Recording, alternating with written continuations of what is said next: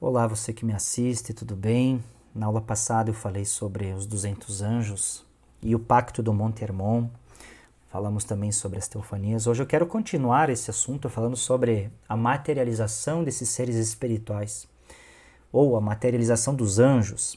Falaremos também sobre o conhecimento da raça primitiva sobre os deuses da antiguidade e o propósito do encarne de Cristo, tá bom?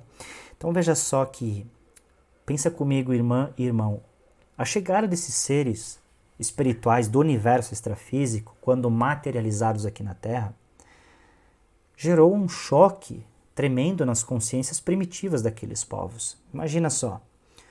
Por isso que eram tratados como deuses.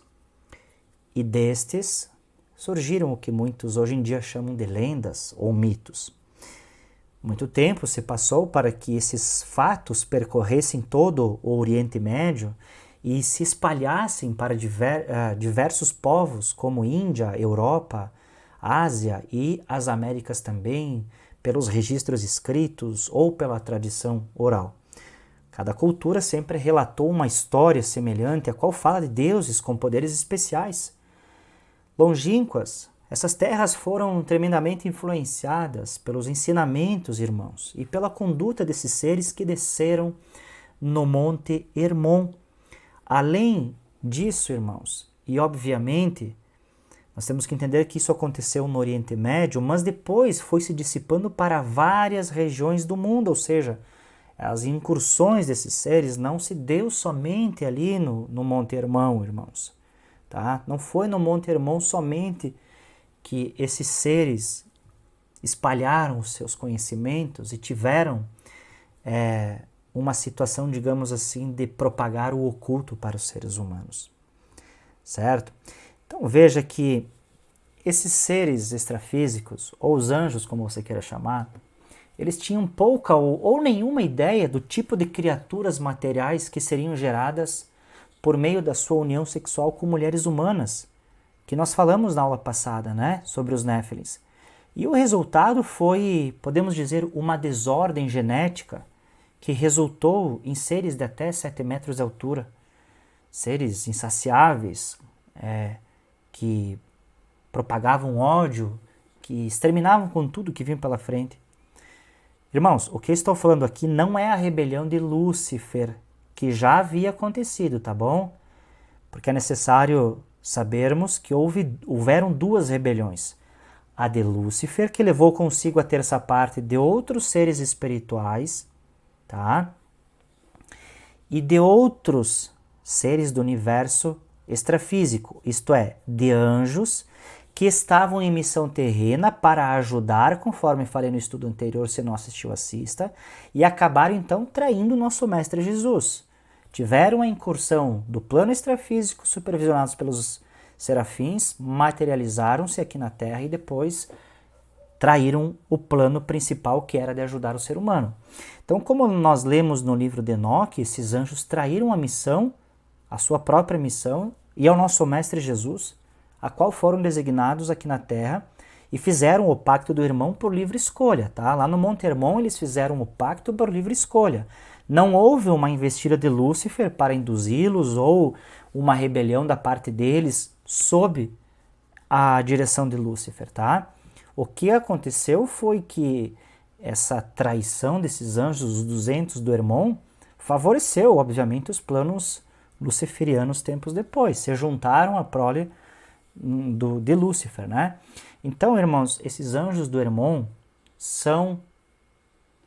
eles são descritos lá no capítulo 6 do livro de Enoque, mas eles são descritos também como os anjos que saíram da sua própria habitação, né? Esses anjos são descritos na Epístola de Judas, onde diz que eles não guardaram as suas posições.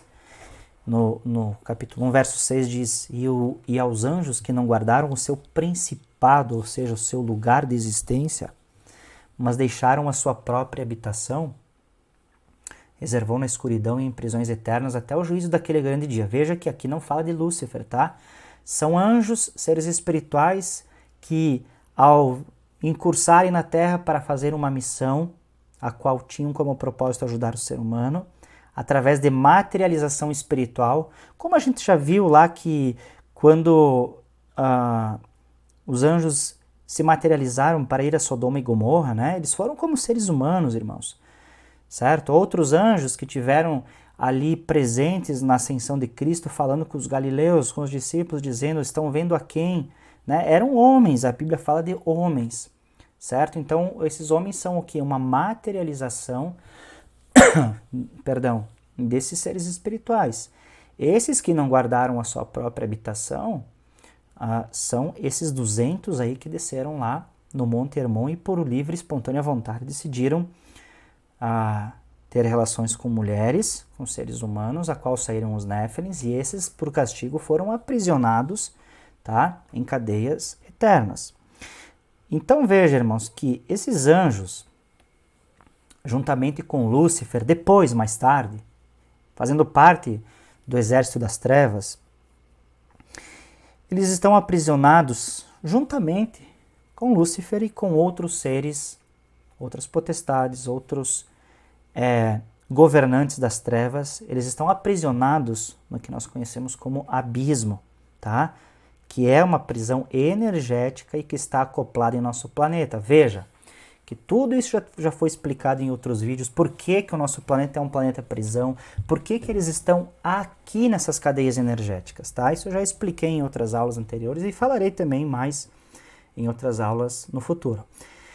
Veja que se esses anjos, irmãos, que seguiram o exemplo de Lúcifer, não fossem aprisionados também, esses do Hermon, como eu falei, as suas ideias de coisas ocultas para malefício da humanidade foi propagado primeiro ali no Hermon, no Oriente Médio, e depois foi se espalhando em outros registros, como eu falei, para a Índia, para a Europa, foram até aqui nas Américas, certo?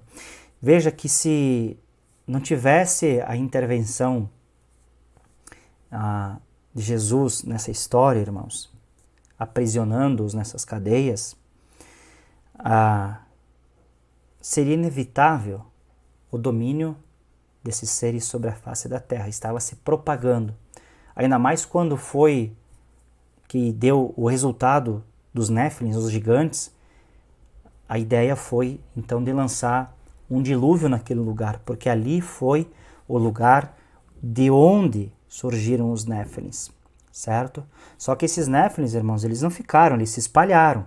Tanto é que Golias, ele é um resquício genético, o último, assim eu creio, dessa raça de gigantes que sobreviveu a esse dilúvio, irmãos, tá?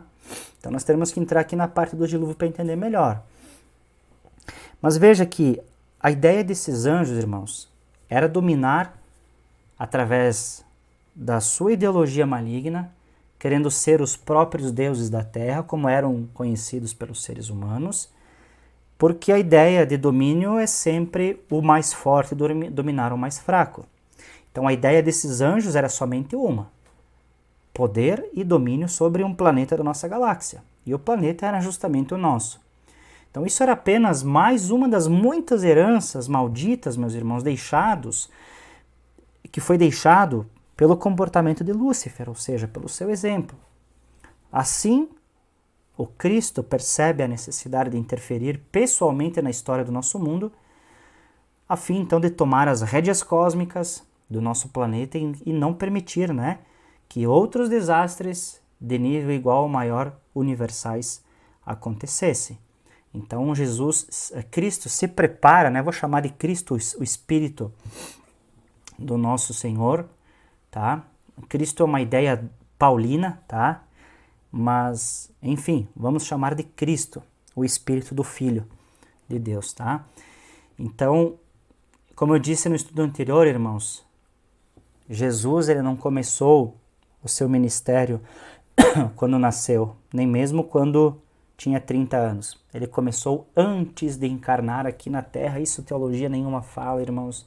Não tem estudo que fala sobre isso. Então, escuta bem o que eu estou lhe dizendo. Filipenses 2 fala que Cristo se esvaziou de si mesmo. O que é esvaziou que eu expliquei na aula passada?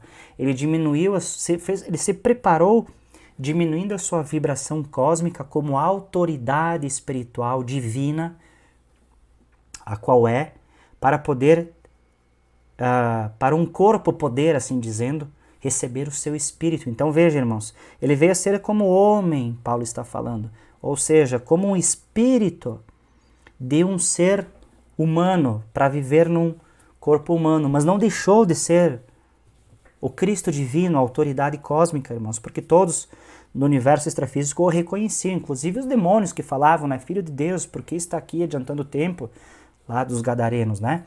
Então veja que a ideia de Cristo encarnar, irmãos, como um ser humano, teve um propósito, certo? Que era o quê? A defesa do mais fraco e do oprimido. Como sempre ficou claro nas páginas das Escrituras, tinha um porquê. Pense comigo.